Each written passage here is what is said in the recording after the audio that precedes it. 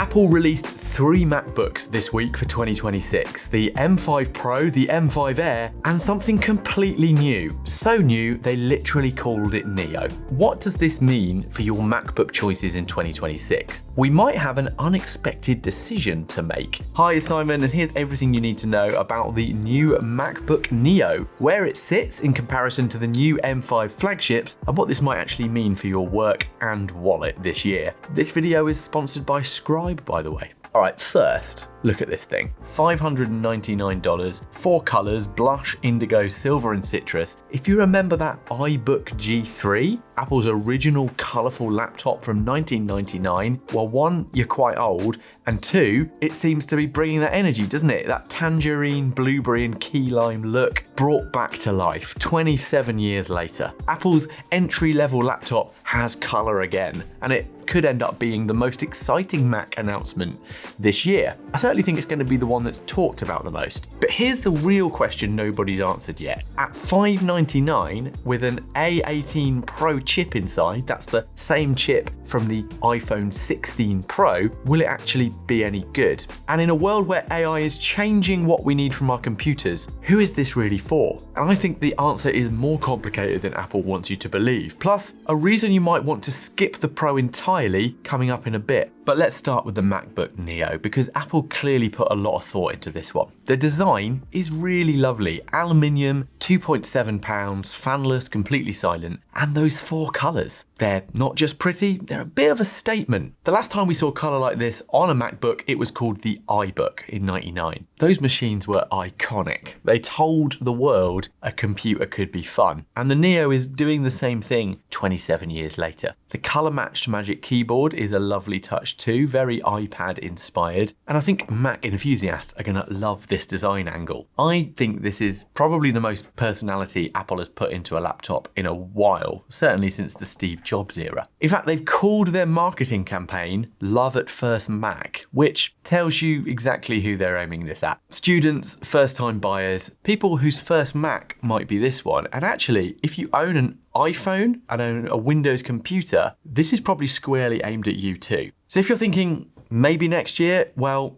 it's next year. All right, let's slow down a minute, because pretty means nothing if the specs don't back it up. And this is where the Neo gets really interesting, because what's inside is not what you'd expect from a $599 machine. Okay, the chip is the A18 Pro, same silicon as the iPhone 16 Pro. And yes, an iPhone chip in a Mac. Before you write it off, I can already see the comments. Apple says it's up to 50% faster for everyday tasks than the best-selling Intel PC laptop, and 3 times faster for on-device AI. You get a 5-core GPU, a 16-core neural engine, and full Apple Intelligence support. It's like Apple took the iPhone 16 Pro, squinted at it, and said, what if we made this bigger? I knew those iPhones were overpowered. This is probably a really powerful laptop in the everyday user's hands. The display is a 13-inch liquid retina, billion colors, 500 nit brightness. That might be a bit low for some people, certainly outdoors, that could be an issue. Anti-reflective coating, that's sharper and brighter than most Windows laptops though, at double the price. You also get a 1080p FaceTime camera, dual side firing speakers, say that in a hurry, with spatial audio and Dolby Atmos, dual mics and directional beamforming, whatever that is, and a multi-touch trackpad. And one version even gets Touch ID. 16 hours of battery, full macOS Tahoe, Wi-Fi 6E, Bluetooth 6, 2 USB-C ports, headphone jack. All that for $599. That is a spec sheet that has no business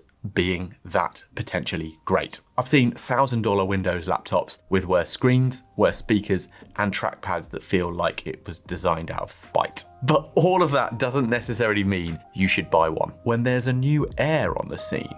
Before we talk about that though, let's talk about another type of MacBook setup. Whether you choose to pick up a new MacBook Neo, Air or Pro, one of the first things I always do is make it mine. Set it up right. One of my favorite ways to do that is customizing the dock with custom icons. I want to show you how easy that is with the help of today's sponsor, Scribe. So what I do is right-click the app, hit Show in Finder, then I click Get Info, then drag your custom icon onto the app image, quit the app, remove it from the dock, search for it again, re-add it, and it's done. That is how you build a completely custom dock that actually looks like yours. And this is where Scribe fits perfectly. Scribe automatically turns any process you do on your Mac or other computer into a step-by-step visual guide. Screenshots, annotations, everything. So whether you're setting up a new Mac, documenting workflows for your team maybe, or creating a how-to for someone else, Scribe captures every step so you don't have to write it down. Sharing your Scribe is as simple as downloading a PDF, adding teammates, or embedding it elsewhere. And if anything needs to be updated, I just edit the guide once and everyone with access instantly gets the latest version. And what's even better is the Guide Me feature that walks you through each action inside the actual workflow. It's an interactive guide that shows you where to click and what to do next. It's brilliant for anyone who explains things for a living or just wants to remember exactly how they set everything up.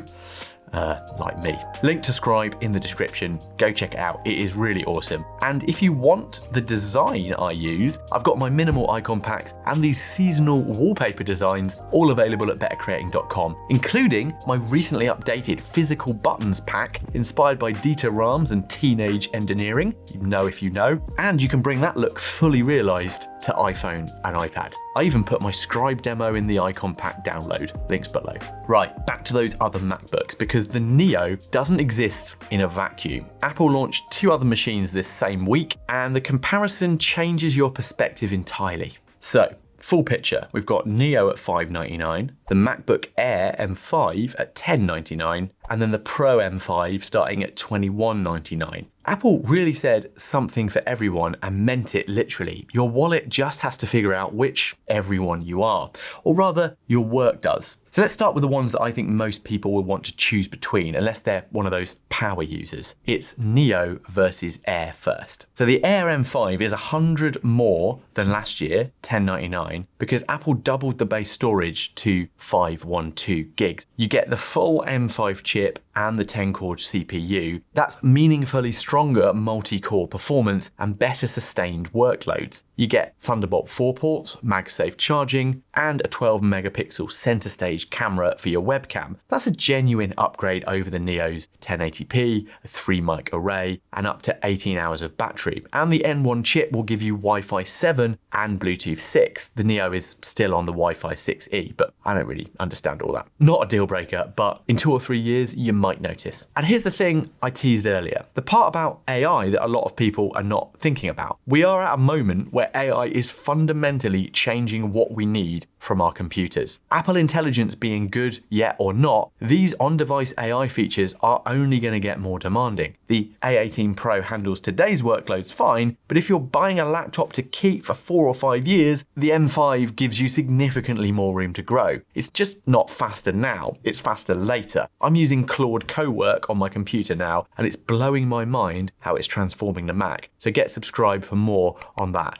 on the channel soon. But that's about power and longevity. What if you just can't afford that amount of money? Well, the Neo is an incredible entry point. Love at first Mac is doing exactly what it says. This is now the gateway Mac. It handles browsing, documents, streaming, light creative work, and Apple Intelligence without breaking a sweat. But, and we need to talk about this, if you want one Mac for the long haul, the Air M5 is probably still the smarter investment. It's the Mac you buy when you want to not think about buying another Mac for half a decade. The Neo is the date.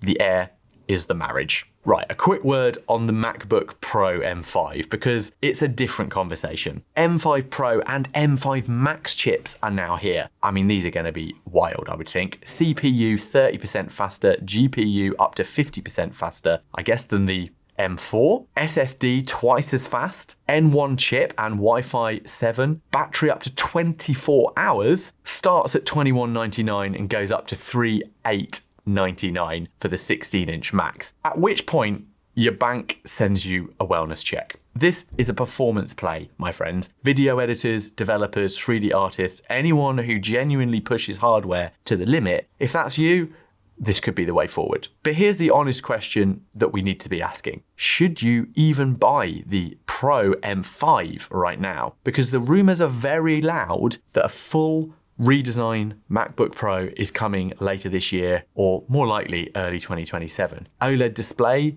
touchscreen, no notch, M6 chips, these are all rumored, and the current Pro design has been the same since 2021. I've got the M1 over there to prove it. So if you can wait, I know that's annoying, but it might be worth it. For everyone else, your real decision is Neo versus Air, and that's the honest tension here. The Neo is genuinely capable right now, but we won't know how capable until we get our hands on it. How does the A18 Pro feel running macOS day to day? How does that display hold up next to the Air? Does Wi-Fi 6 actually matter? Apple can't answer those questions with a spec sheet, and honestly, neither can I.